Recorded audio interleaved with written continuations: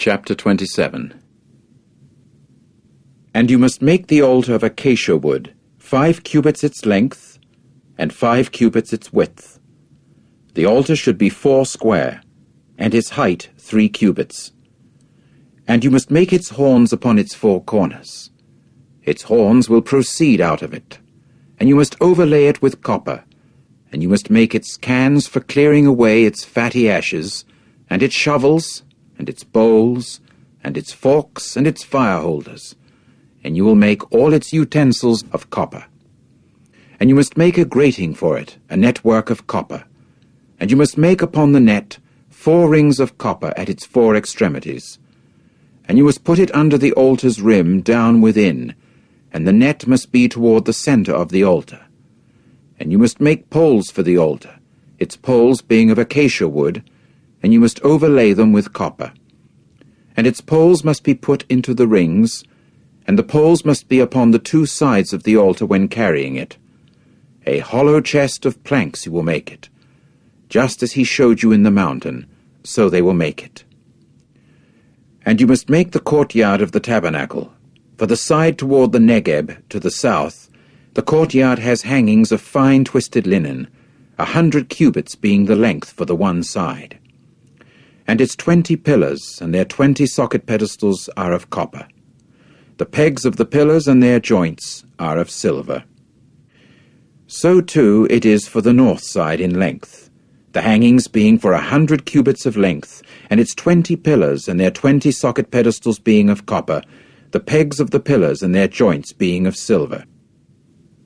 As for the width of the courtyard on the west side, the hangings are of 50 cubits, their pillars being 10, and their socket pedestals 10. And the width of the courtyard on the east side toward the sun rising is 50 cubits, and there are 15 cubits of hangings to one side, their pillars being 3, and their socket pedestals 3. And for the other side there are 15 cubits of hangings, their pillars being 3, and their socket pedestals 3. And for the gate of the courtyard there is a screen 20 cubits long, of blue thread, and wool dyed reddish-purple, and cocker scarlet material, and fine twisted linen, the work of a weaver, their pillars being 4, and their socket pedestals 4. All the pillars of the courtyard round about have fastenings of silver, and their pegs are of silver, but their socket pedestals of copper.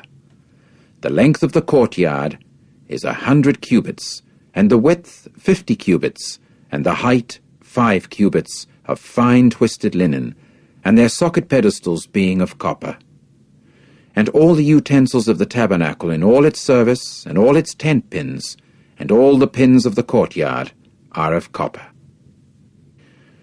As for you, you are to command the sons of Israel that they get for you pure beaten olive oil for the luminary, in order to light up the lamps constantly. In the tent of meeting, outside the curtain that is by the testimony, Aaron and his sons will set it in order from evening till morning before Jehovah. It is a statute to time indefinite for their generations, to be performed by the sons of Israel.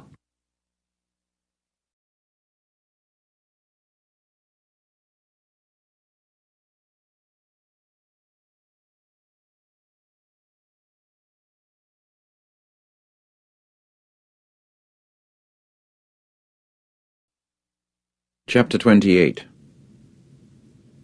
And as for you, bring near to yourself Aaron your brother, and his sons with him, from the midst of the sons of Israel, that he may act as priest to me, Aaron, Nadab, and Abihu, Eleazar, and Ithamar, the sons of Aaron. And you must make holy garments for Aaron your brother, for glory and beauty. And you yourself are to speak to all the ones wise with a heart that I have filled with the spirit of wisdom, and they must make Aaron's garments for sanctifying him, that he may act as priest to me. And these are the garments that they will make: a breastpiece, and an ephod, and a sleeveless coat, and a robe of checker-work, a turban, and a sash. And they must make the holy garments for Aaron your brother and his sons, that he may act as priest to me. And they themselves will take the gold and the blue thread, and the wool dyed reddish-purple and copper-scarlet material, and the fine linen. And they must make the ephod of gold, blue thread and wool dyed reddish-purple, copper-scarlet material and fine twisted linen, the work of an embroiderer. And it is to have 2 shoulder pieces to be joined at its 2 extremities, and it must be joined. And the girdle which is upon it, for tying it close, according to its workmanship, should be of its materials of gold, blue thread, and wool dyed reddish-purple and copper-scarlet material, and fine twisted linen. And you must take 2 onyx stones, and engrave upon them the names of the sons of Israel, 6 of their names upon the one stone, and the names of the 6 remaining ones upon the other stone, in the order of their births. With the work of a craftsman in stones, with the engravings of a seal, you are to engrave the 2 stones with the names of the sons of Israel. Set in settings of gold is how you will make them. And you must put the 2 stones upon the shoulder pieces of the ephod as memorial stones for the sons of Israel. And Aaron must carry their names before Jehovah upon his 2 shoulder pieces as a memorial. And you must make settings of gold, and 2 chains of pure gold.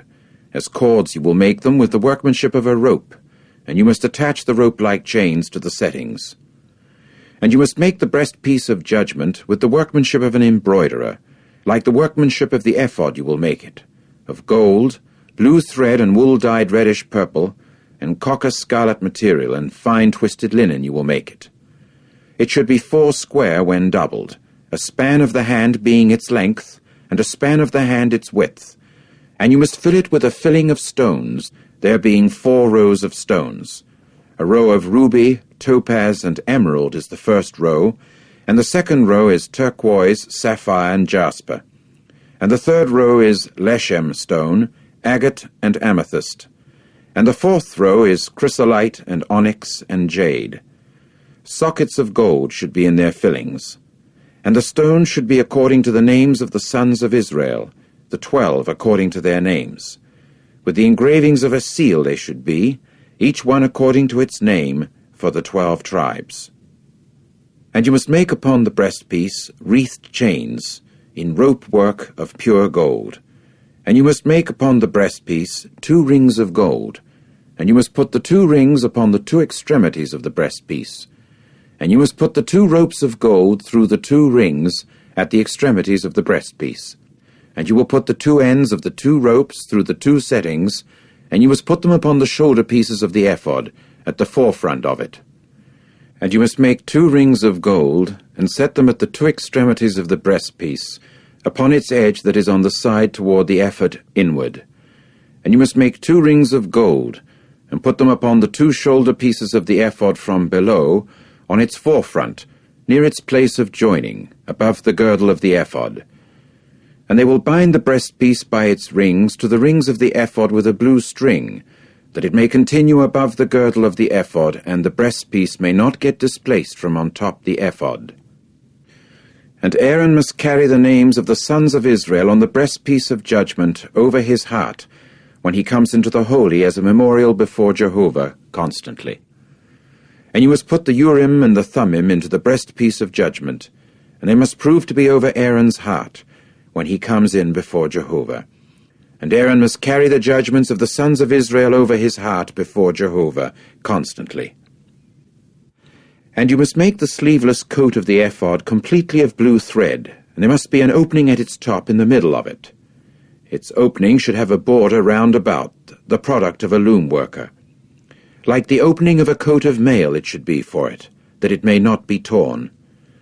And you must make upon the hem of it pomegranates of blue thread and wool-dyed reddish-purple, and copper-scarlet material, upon its hem round about, and bells of gold in between them round about.